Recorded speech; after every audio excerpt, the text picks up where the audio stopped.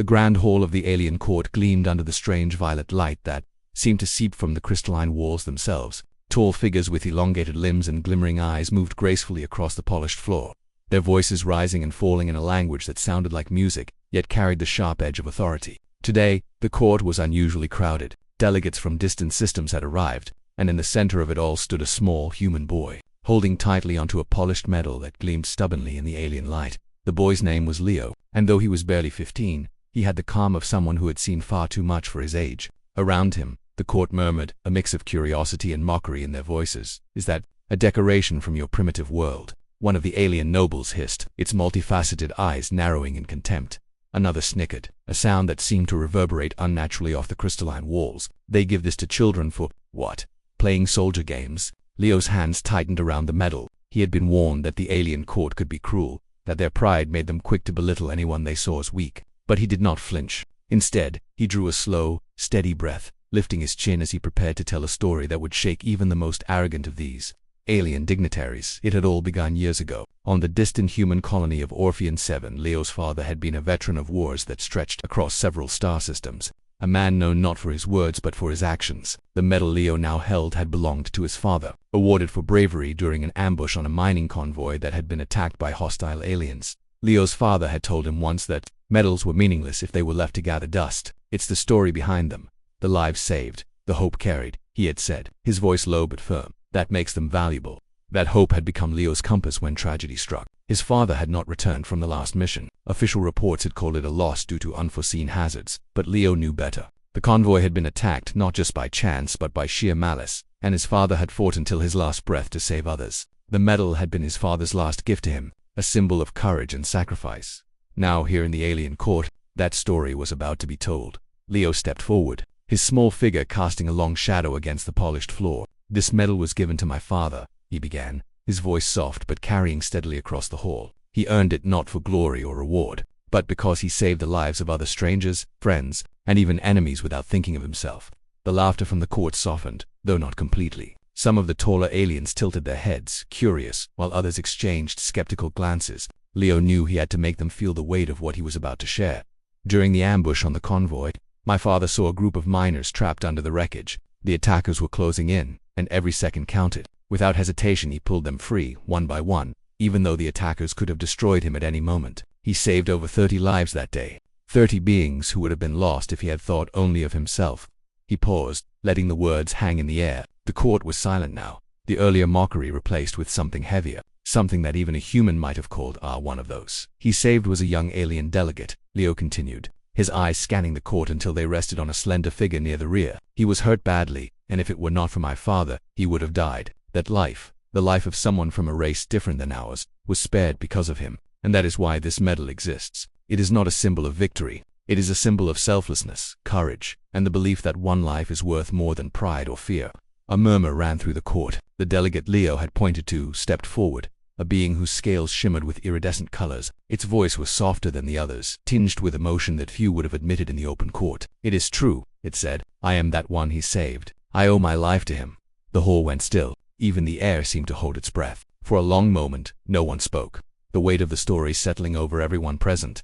Then, slowly, the tallest of the nobles stepped forward. Its voice was low, resonant, and carried the authority of generations. "You, human," it said, addressing Leo, "have reminded us that valor is not measured by the power of one's weapon or the size of one's fleet, but by the courage to protect those who cannot protect themselves. We mocked what we did not understand. Now, we see its truth." Leo's heart raced, but he did not allow it to show. He simply nodded, feeling the truth of his father's teachings resonating in the alien court.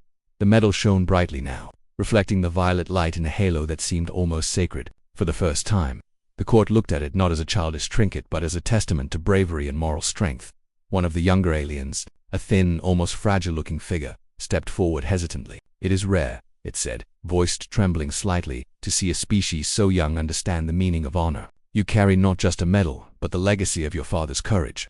The words struck Leo with the force of a revelation. For so long he had feared that humans were too small, too weak, too insignificant to be taken seriously by other species. Yet here, in a court that had once mocked him, the simple truth of human valor was undeniable. An older noble with a crown of crystal stepped forward, its multiple eyes scanning the hall before resting on Leo.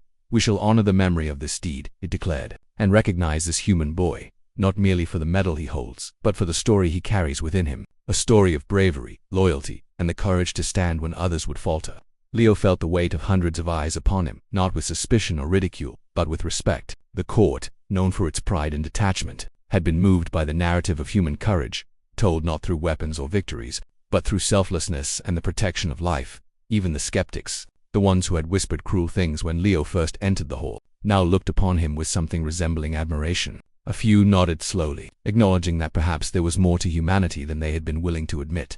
Leo's gaze shifted toward the rear, where the young alien he had saved long ago waited. Their eyes met, and in that instant, Leo realized that the story of a single act could ripple across years, across planets and across species. A single moment of courage had altered perceptions, challenged arrogance, and reminded the universe that true bravery was universal.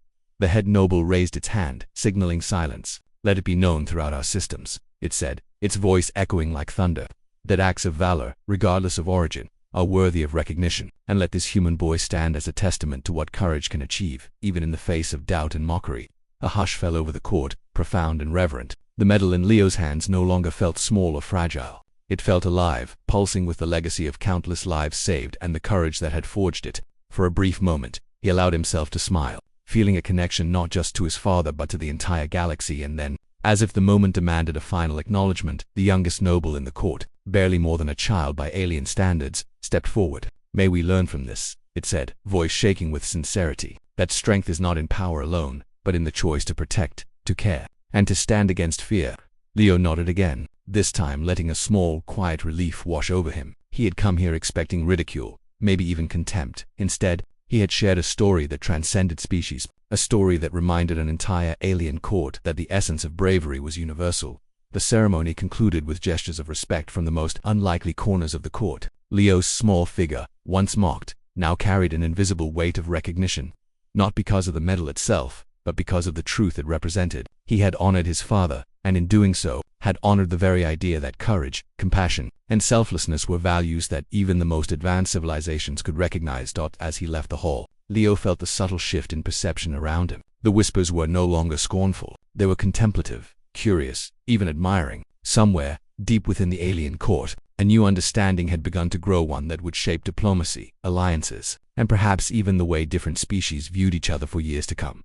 Leo held the medal close, a silent promise passing between him and the memory of his father. One day, he knew, he would tell another story, one that might change the hearts of beings even further from home than these. For now, he had witnessed something extraordinary, that a human, small and young though he might be, could stand in an alien court and remind an entire civilization what true bravery looked like. And in that hall, under the strange violet light, with eyes of all shapes and colors upon him, Leo realized that perhaps humanity had been underestimated all along.